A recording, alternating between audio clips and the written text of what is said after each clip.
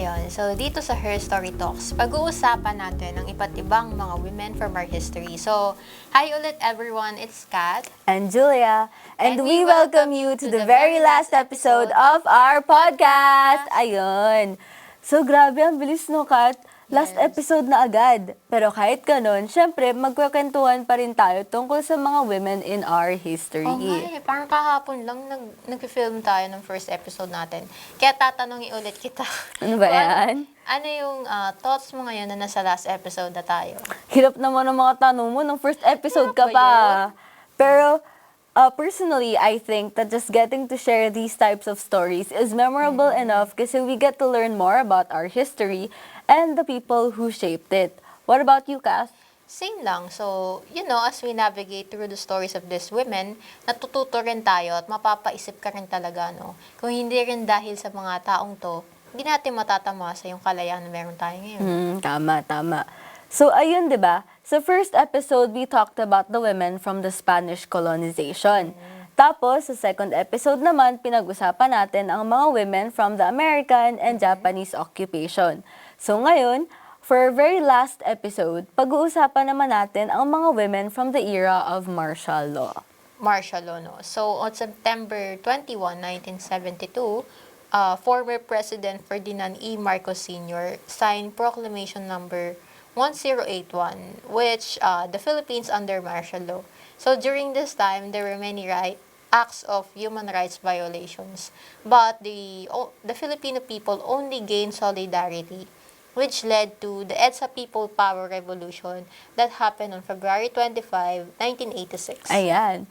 So, for our first story, siya yung woman na na-mention mo from our two previous episodes na nilalook up mo, Kat, di ba? Yes. So, Maria Lorena Barros was born on March 18, 1948, here in Manila. And at the age of 3, she showed a compassionate heart for anyone who suffered. So, si Lori, no? To show how compassionate she is. Umiiyak din daw siya sa tuwing nakikita niya umiiyak yung mga kalaro niya. So, ayun. Nag-aral siya sa University of the Philippines where she majored in anthropology and graduated as a cum laude.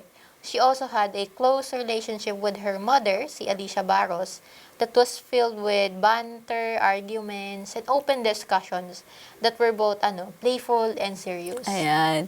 So, after graduating, Lorena started teaching while she took up her master's courses in UP. She was also starting to make a name for herself as a writer as she published poetry and essays in various publications, which eventually led her to be elected, as the president of the UP Writers Club.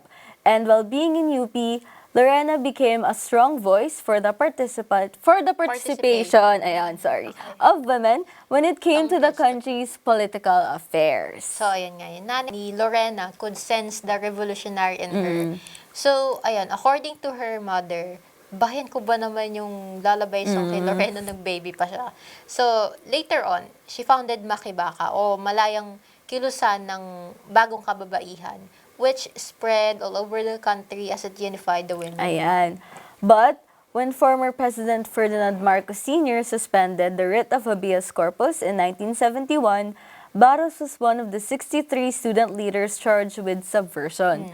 So she went underground, got married, and had a son, while still being in touch with her family and friends. But, there was also an incident wherein she scaled a 7-foot fence with her baby in her arms, but eventually they were separated. Wow. So, ayun nga, si Lorena was arrested on November 1973 in Bicol and was jailed at Camp Vicente Lim sa Laguna. Na-transfer siya sa Fort Bonifacius Ipil Rehabilitation Center, where she escaped 1 year later with some other political detainees. Ayan. She then rejoined the underground and helped in fighting what by then was a full-blown dictatorship na, no? And she also continued to write poems, songs, and essays while being underground. And in 1974, the regime announced that there would be a reward of 35,000 pesos for her capture. 35. Okay, so noong March 24, 1976 sa Mauban, Quezon, so Lorena was deeply wounded in an armed encounter with constabulary soldiers. So, a companion of hers was killed instantly. But she was promised medical treatment if she cooperated with them. But, yan, she refused and sinabi niya na she would rather die for her beliefs. So, trigger warning lamang po, no? She was then shot in the nape and she died at 28 years old. Ayun. So after that, the military men carried her body down the mountain in a stretcher and later on laid her in a coffin.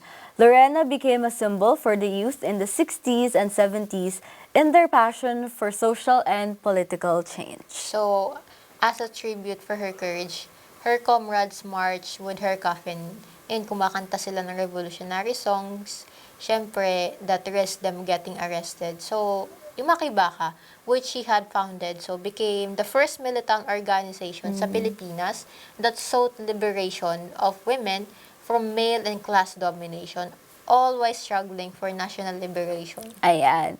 So that ends our first episode for our very last, first story, first guys. episode. Sorry. Excited ka So na. that ends, umulit no? So that ends our last story. First story. First story. For our very Kanina first ka pa. episode. Sorry. And grabe, no? It's admirable talaga how strong one's belief is, Yes. lalo na if their actions are for the betterment of the majority. Mismo. So, imagine mo yun, Lorena's mother could sense the revolutionary in her nung bata pa siya. Nagkatotoo nga, di ba? She even founded an organization that unified women. Truly embodies a hero and one of those who must be given justice. Ayan, talaga. tama. So for our next featured woman, she was also a beauty queen, and it seems that she was a kulasa, just like us. But unlike Pura Kalaw, who chose to aid others through writing, yung susunod nating featured woman is talagang palaban. Yes, hindi lang siya rumampa sa stage, kundi lumaban din siya para sa ating bayan. So si Margarita Maita Favis Gomez was born on May 23, 1947 and was the eldest child of a well-off family. She was sent to Manila para mag-aral and she studied at the Assumption High School and our very own St. Scholastica's College, diba? She then studied sa UP and took up pre-med. Yan. Tapos, high society courtier Pitoy Moreno spotted Maita at a party and recruited her to be his model. So she then attended a modeling school in Australia and was even selected as Manila's 5 prettiest. O, di ba? Quite pretty, yes. Then, when she was named Miss Philippines, she won a trip to the Miss World contest in London. So, ayun na nga, nang bumalik si Maita sa UP, nahuli siya in the first quarter storm in 1970 and the Diliman Commune of 1971. She then joined several student groups and became active sa mga political discussions as she delved into the writing of philosophers Marx and Lenin. And then, when Marcos Sr. declared martial law, Maita volunteered to perform underground tasks. She was separated from her first husband and she moved to Baguio City where she was arrested in 1974. She was first detained at the Baguio City Jail but was then moved to Camp Olivas in Pampanga. Maita managed to escape prison and decided to join the New People's Army where she changed her name to Nomdeger Kadolor. So, Maita returned to Manila noong 1980 and she focused on helping the women's movement. So, noong 1984, she co-founded Gabriela, which united all women from different sectors of life and linked them to the movement against the Marcos dictatorship. Ayan. So, Maita also aided in forming WOMB, which was the Women for the Ouster of Marcos and Boycott in 1985, which was an organization of known women personalities that opposed the dictatorship and campaigned for the release of political prisoners. So pagkatapos ng Marcos dictatorship was ousted in 1986, Maita helped in organizing Kaiba o kababaihan para sa inang bayan for the 1987 election. So Kaiba was the first political party of women sa Pilipinas and it stands as a statement that women can and should lead, representing the voices of women and other members of society in the political sphere. Ayan. Tapos, even if Maita was a leader in the women's movement, she continued to serve in other ways. She was an official in the samahan ng ex-detainees laban sa detention at Aresto, otherwise known as Zelda, Zelda. who called for the release of political prisoners and was the co-chair of Makabayan, also known as the Makabayang Coalition ng Mamamayan, which was a coalition of progressive party-lost organizations. Maita then left without warning on July 12, 2012 after a fatal heart attack. At ayan na nga po, no, another heroic acts na naman ang ating nalaman. Ano lang, it just goes to show that beauty queens are meant to raise a nation's flag for a reason. At yan ang ipaglaban ng kanilang bayan. Tama. Our beauty queens talaga are proof that women aren't just beautiful and smart, pero fearless din. Mismo, 'di ba? And this means na one last kwento na lang din and matatapos na ang ating episode. Sino kaya yung next woman na i-feature natin? Sadly, our next featured woman had a tragic death. So, Liliosa Hilao was an intelligent woman from Bulan, Sorsogon, and at the age of 23, she became the first casualty of a political prisoner under Presidential Decree 1081. Ayan nga. So, si Deliosa, no? She was an associate editor sa student paper ng PLM o yung pamangtasan ng lungsod ng Maynila. And she used her essays to express her thoughts about the dark and dreary time of martial law. So, democracy is dead in the Philippines under martial law and the Vietnamization of the Philippines are two of her literary works. Tapos, in April 1973, drunken soldiers from the Constabulary Anti-Narcotics Unit okay. barged into her home in search of her brother. Then, when she demanded a search warrant, she was beaten up and taken away. Ayun, trigger warning din po ulit. Her brother-in-law, who was a part of the army, visited her and saw the marks caused by torture and gang rape. Yes, so when Liliosa's older sister, si Alice, was called to Camp Crame Station. Camp Crame. Camp Crame. Okay, Camp Crame. Sorry, guys. Station Hospital para makita siya. Si Liliosa was already dead.